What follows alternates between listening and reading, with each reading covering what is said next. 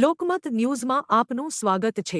કરજણ તાલુકાના પાલેજ નારેશ્વર રોડ ઉપર આવેલ પોસ ગામ નજીક ગત રોજ રાત્રે અંદાજે 2 વાગ્યાના સમયે એક રેતી ભરેલા ડમ્પરનો અકસ્માત સર્જાયો હતો।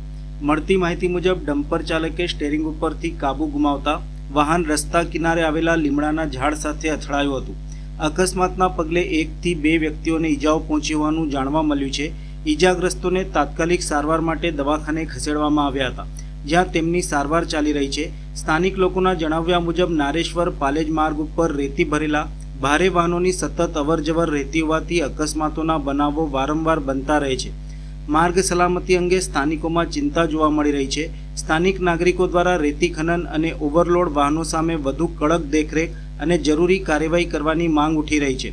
જો કે રેતી ખનન પર પ્રતિબંધ મૂકવા અથવા તેની કાનૂની સ્થિતિ અંગેનો નિર્ણય સરકાર અને સંબંધિત સત્તાધિકારીઓના અધિકાર ક્ષેત્રમાં આવે છે। ગ્રામ્યજનો એવી પણ માંગણી કરી રહ્યા છે કે માર્ગ સુરક્ષા માટે ઓવરલોડ વાહનોની ચકાસણી નિયમોનું કડક પાલન અને અસરકારક નિયંત્રણ જરૂરી છે, જેથી ભવિષ્યમાં આવા અકસ્માતો અટકાવી શકાય।